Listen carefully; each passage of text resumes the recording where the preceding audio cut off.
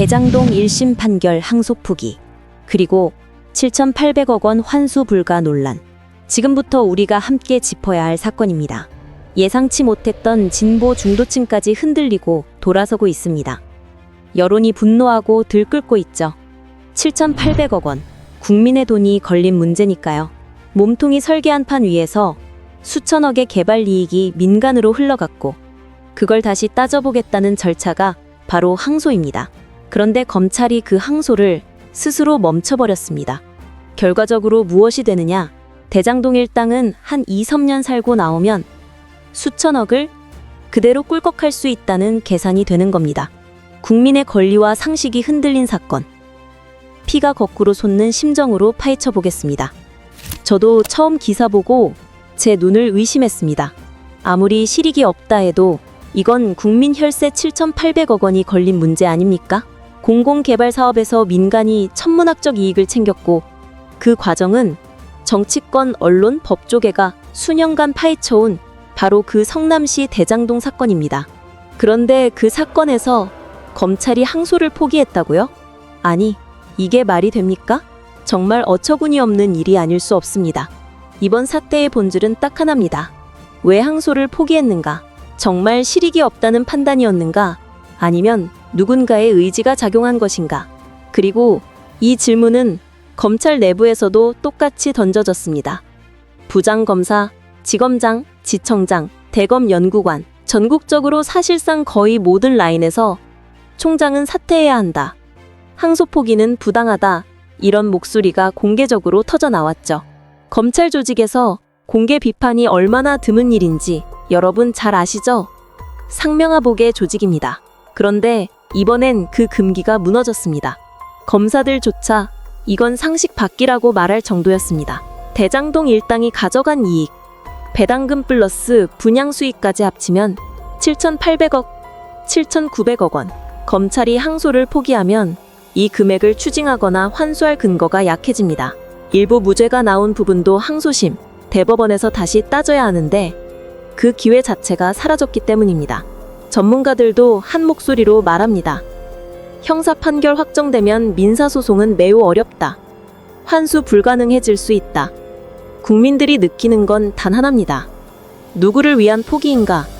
누가 짜맞춘 시나리오인가? 놀랍게도 이 질문에 실마리를 주는 증거가 있습니다. 바로 유동규와 남욱 사이에서 오갔던 실제 녹음 파일. 함께 들어보시죠. 그때 내가 그 잡혀오기 훨씬 이전부터 계획이 네. 다 된 거야, 이거는. 그러니까. 이재명하고 정지상하고 김용하고 김만배하고 다 짜고. 그러니까 4시에 합의를 다 본 거야. 합의 다 본 거야.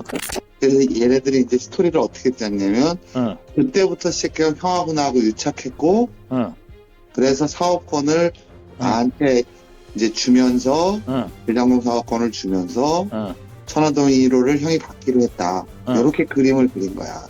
그래서 김만배가 계속 나한테 응. 3년 정도 있다가 나갈 거다. 응, 이런 얘기를 한 게 응, 저쪽하고 교감이 있었던 것 같아. 3년만 참아라. 응, 뭐, 그 대통령 임기 중에 응, 빼주겠다. 응, 뭐 이런 교감이 있었으니까 자기는 3년만 살 거라는 얘기를 주변에 되게 많이 했거든. 여러분 들으셨죠? 3년만 버티면 된다. 형은 합의 봤다. 대통령 임기 안에 빼줄 것이다. 이미 형량 계산까지 끝낸 겁니다. 몇 년만 버티면 다시 나온다.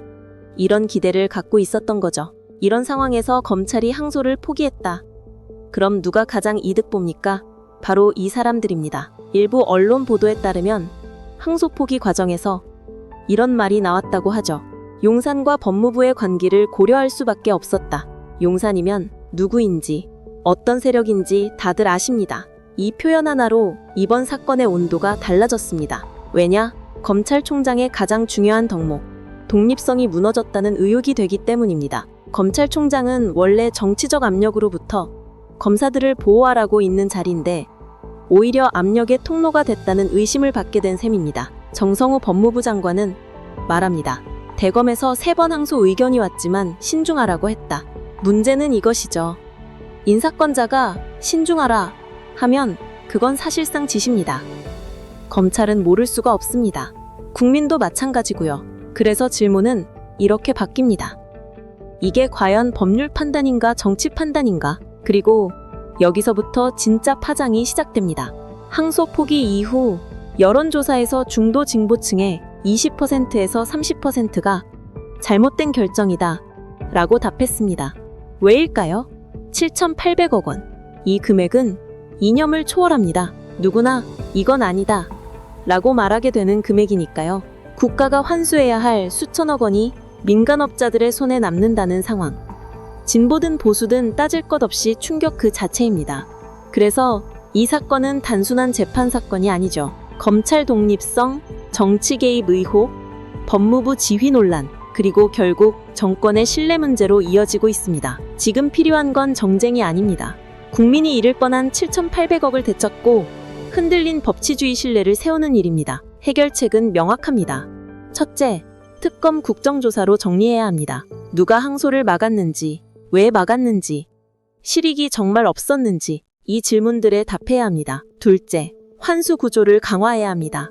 형사 판결 없이 민사로 수천억 환수, 거의 불가능합니다. 국가가 나서서 제도를 재정비해야 합니다. 셋째, 책임을 분명히 해야 합니다. 정치 보복이 아니라 조직 실명 회복을 위한 최소한의 조치입니다. 하지만 저는 이 사건에서 일말의 희망도 보입니다. 왜냐하면 국민이 움직였기 때문입니다. 국민이 문제를 보고 상식이 흔들렸다고 느끼고 질문하기 시작했기 때문이죠. 국민이 깨어있으면 정치는 변합니다. 검찰도 변합니다. 제도도 바로 설 수밖에 없습니다. 우리는 여러 번 봤습니다. 위기가 개혁으로 이어지는 순간들을, 혼란이 쇄신으로 바뀌는 장면들을. 이번도 마찬가지입니다. 국민이 분노하면 정치는 움직입니다. 그게 자유민주주의의 힘입니다. 그런데 저는 여러분도 저와 똑같이 느끼셨을 거라 생각합니다. 아직 끝난 게 아니다. 검찰의 항소 포기는 멈췄지만 국민의 정의감은 멈추지 않았습니다. 그 정의감이 바로 이 사건의 진실을 밝히는 가장 큰 힘입니다. 여러분이 남기는 관심 하나, 의문 하나, 댓글 하나가 정치를 움직이고 제도를 움직입니다. 그리고 그게 자유민주주의가 가진 가장 강력한 힘입니다. 구독과 좋아요는 저에게 정말 큰 힘이 됩니다.